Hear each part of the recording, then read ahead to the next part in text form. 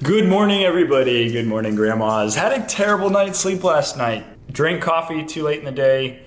The whole Patagonia thing. And I feel like I was kind of a jerk to the lawyer a couple times. I gave him little snooty answers, but he wasn't the nicest guy to me either. But we did have a very cordial conversation. So I know he's gonna watch this video, so shout out to you, bro. Anyways, I wanna show you this conversation with McCloskey Elijah.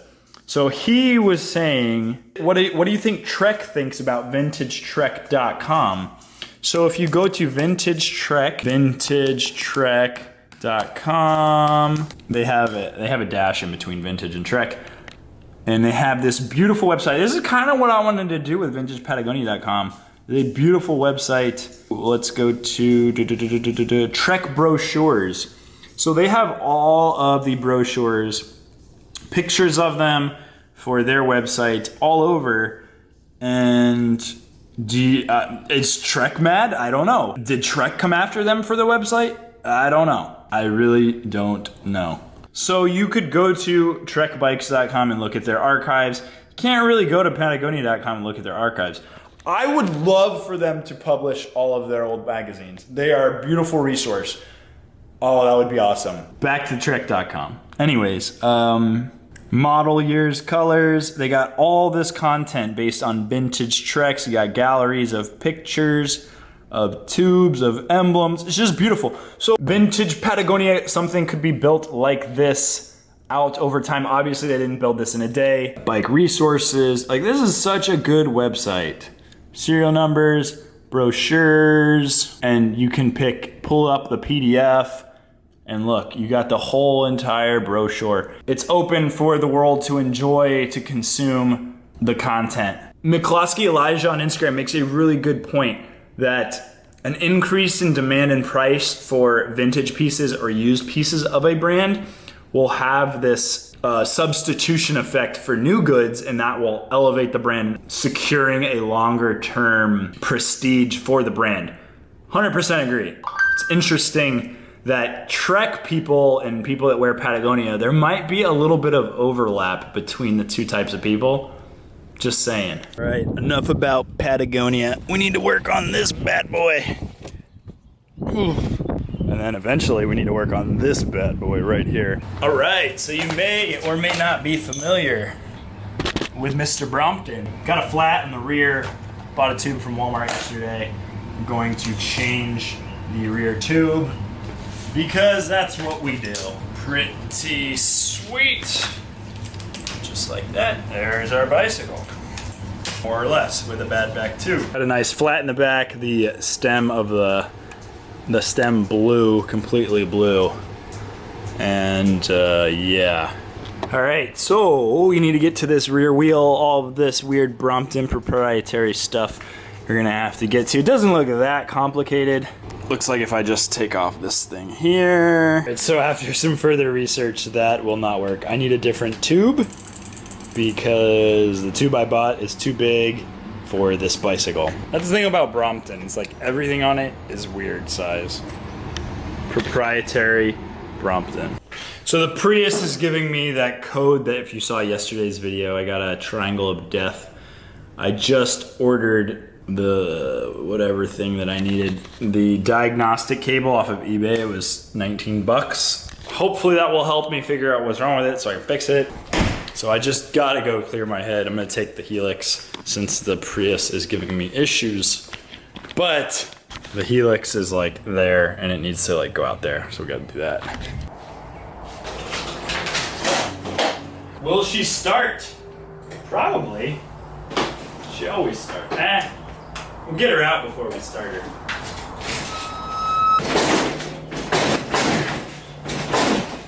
It's a pain in the butt to get out, but I love her so much I have to do it.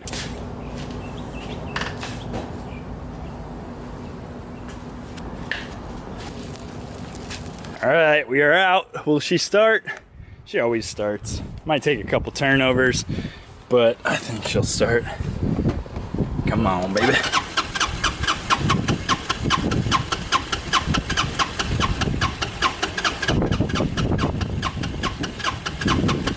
Gotta move that gas around. I can hear it starting to kick. There it goes.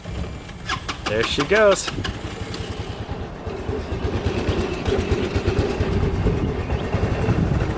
You hear it? That's the sound of vintage Honda technology. Vintage Honda. That's the sound of beautiful vintage Honda technology. I love your vintage Honda. Don't come at me, bro. So much for taking the Honda Helix out for a joyride and to clear my head because nice little sun shower, little rain going on. So that is not good riding with her. All right, the rain has stopped. Izzy looks like she wants to go out. She was just dancing around. She doesn't have much energy, but you can tell she needs to like go pee when she's jumping around. Snip, snip, squat, and pee. Good girl. That's a good girl. You done? Y'all done? Come on.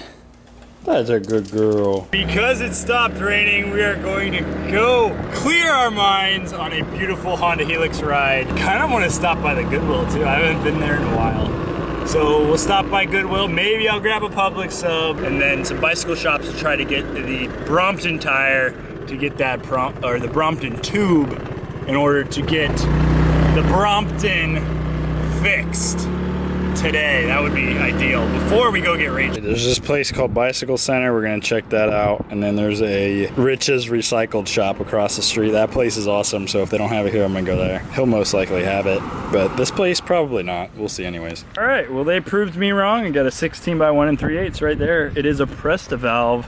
My other bicycle, a Schrader valve, so I'm gonna have a mismatch, but it was only $7.99. Now we're gonna go to the Goodwill. All right, we just got to the Goodwill. We're gonna pop in, see if we can find any treasures or if we're gonna be empty-handed. This would have been a great buy at $7.99. A nice Babolat Aero bag with some insulated lining. But you turn it over to inspect it. This thing's got some crazy eczema. Not gonna get it. $12.99 for a Magnavox combo. Not bad, but it is a basic one. Doesn't have HDMI. Does not record on the video side, so we will pass because we're on the scooter. Might sell for about 40 bucks or so. All right, so I've been cruising for a little bit. Haven't found anything. The Austin Goodwills have completely spoiled me. Austin Goodwills are way better, no doubt. But yeah, I'm not gonna be getting anything here.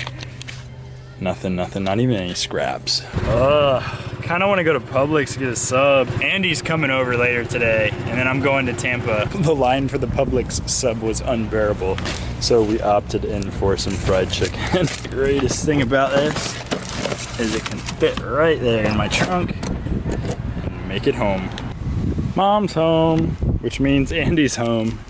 So there will be some people to eat some chicken. I'm home. Who's here? Who's me? Is it Andy? Is the bike started? I brought chicken for you. What kind of chicken? Fried chicken. Can I actually We just watched Fuller House eat chicken. So Where do we get this at? pretty good. Publix? Yeah. You eat some chicken, Mom? Mom, I'll eat a piece. I'll eat a piece too. Okay, well, you were gonna go take a shower. Yes, I was. Hey, Grandma. Mom told me you got in at 4 in the morning the other day. Yeah, I did. That's why she's overtired.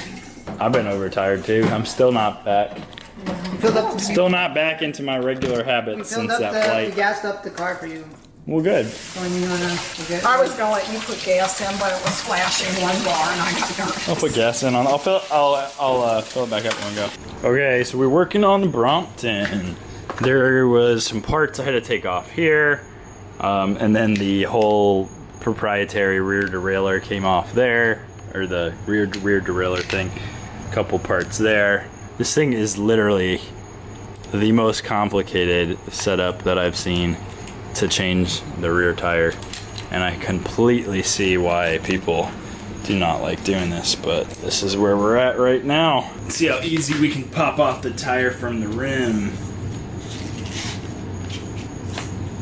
That wasn't too bad. It makes sense why they use a slimed tire also, because slime tire, it's gonna be self-healing, therefore you're needing less tubes. Oh, and slime's getting everywhere. I'm squeezing. Oh, that's so nasty. Ugh, just squeeze a big glob. the tire slime out. That's net. New tube goes in. And the guy told me that this was a recumbent tube. And that's why they have it. Which I thought was quite interesting. Bob, you were saying that it was so hard to get the bead off. And this one was not that bad.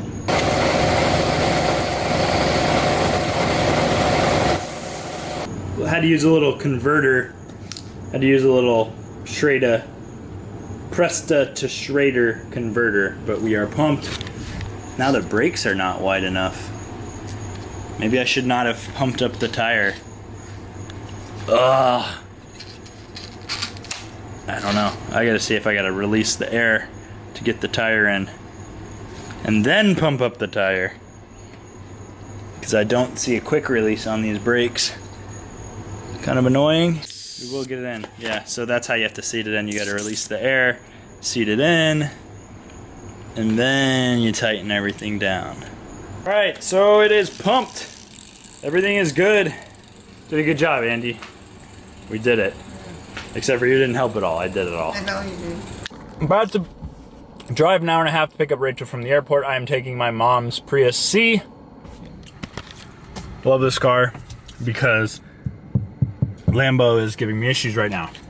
I didn't know yesterday I was able to take this car because I thought Rachel was coming in at 12 in the afternoon. Turns out she's coming in at 12 at night, which worked out perfect. I can borrow this car for the next couple days. My mom and Andy will just stay at the house. She doesn't have to work during the summer. It'll all be good. So that is how I'm picking Rachel up. Thank you guys so much for watching. If you haven't already, please give the video a thumbs up. And if you have any encouraging comments, want to connect with me, the best place to do it is in the comment section below or on Instagram. Thanks again for watching, and I'll talk to you guys in the next video. Bye.